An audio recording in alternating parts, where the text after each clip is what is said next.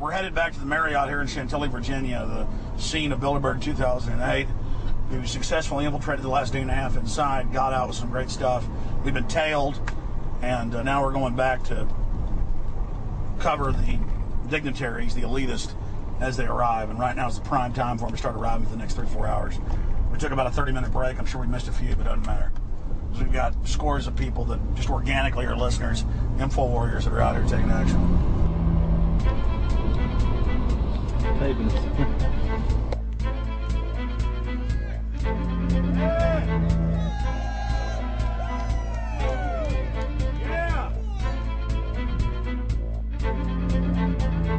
And we're going to be out here for the next 3 days while you try to chart the future of our destiny. We're taking our destiny back. You're not our gods or our masters.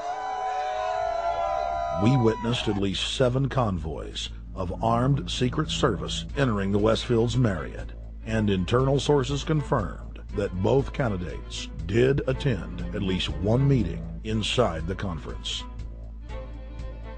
While the Bilderberg Group was 100% successful in 2008 at keeping their name out of the mainstream media, they did not fare as well when it came to the exploding independent press.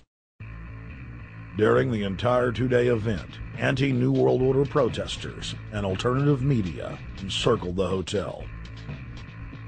You are being exposed everywhere! From David Rockefeller, from John Edwards, from Bill Clinton. Your game of secrecy is over! You're gonna pay! Get it! It's up close! You piece of trash! This is Bernanke, man! Bernanke, you're going down!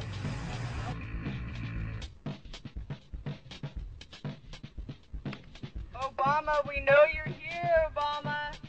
You cleared your schedule for the next 3 days. We know you're in Virginia.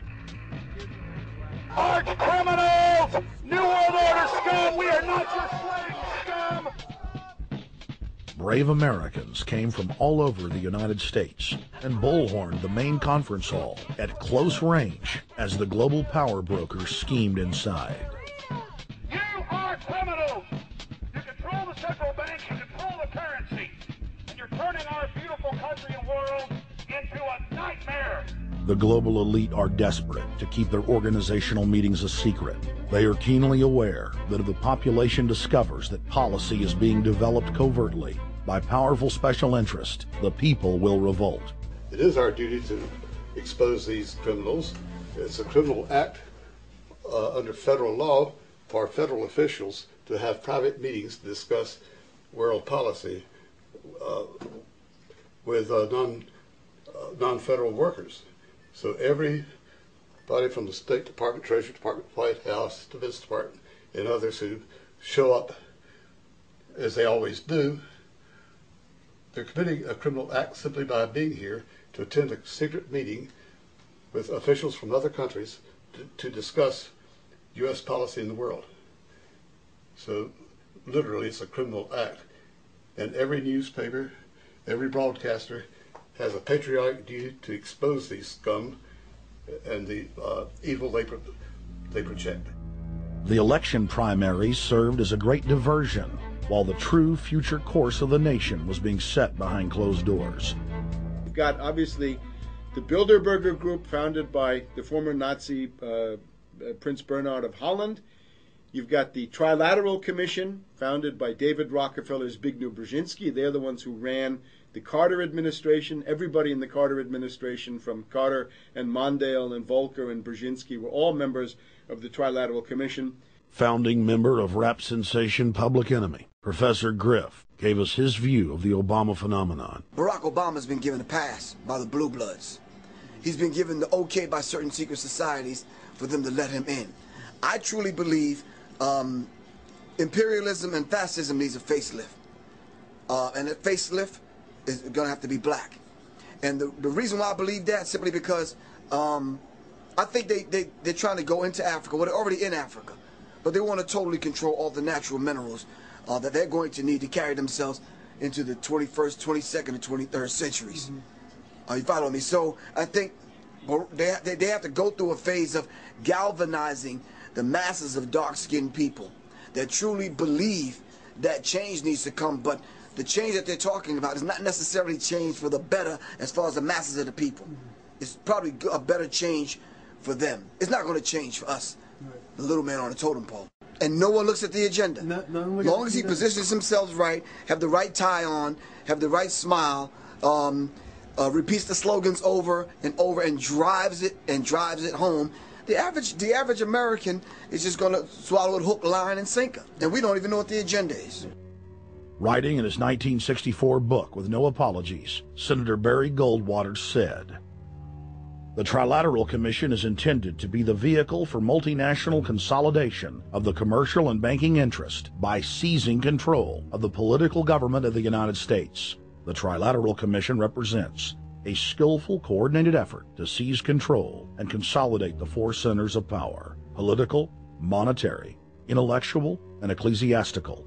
What the Trilateral Commission intends is to create a worldwide economic power superior to the political governments of the nation-states involved. As managers and creators of the system, they will rule the future." Bilderberg issues executive decisions and prime directives to its subdirectorates for implementation. The Trilateral Commission takes the Bilderberg Group agenda and executes it through regional roundtable groups throughout Europe, Asia, and the Americas. The Council on Foreign Relations serves as the managing roundtable group in the United States sector. The Council on Foreign Relations has dominated every administration since the days of FDR. The way in which they make policy and rule is that they are a polycentric oligarchical system. You have to be a finance oligarch. Remember, this is not a society ruled by generals, not by priests, not by bureaucrats, not by demagogues, none of those, but by bankers. Bankers rule, and the bankers set up these institutions. They set up things modeled on the Royal Institute for International Affairs, Chatham House, and the Milner Round Table of the period right after the Boer War, so even before World War I. You had the British setting up these round tables, institutes with publications and conferences, and this is how they make policy. Upon Obama's inauguration, members of the Bilderberg Group, Trilateral Commission, and CFR flooded into every position of power in the executive branch, replacing Trilateral Commission and CFR members who previously filled the positions during the Bush administration. When you look at the U.S. ruling class, you'd have to say that they're a really pathetic bunch of failures and bunglers. They are a miserable excuse for a ruling class. And that's one of the big problems we have, is you go from Clinton to Bush to Obama. What stays the same is the ruling elite that gives these puppets the orders that they act on. And these orders are wrong-headed, let's say the least. They're basically bankrupt. They're going to lead to the collapse of this civilization. What they're doing is using the existence of the United States as a formerly powerful nation state to act out their Wall Street fantasies of world domination and maintaining their capital structures and maintaining their system of looting. And this can't be done. So the basic question is, they've hijacked our country and you got to take it back from them. You've got to drive Wall Street out of the government, and at that point you'd have a reasonable chance of getting back to prosperity and some kind of peace and order in international affairs. We had a chance to speak with economist and author George Humphrey. They have created a power elite, and we're not talking about the millionaire down the street. You can't even be a member of their club unless you're a multi-billionaire. And friends, this is not about rich versus poor.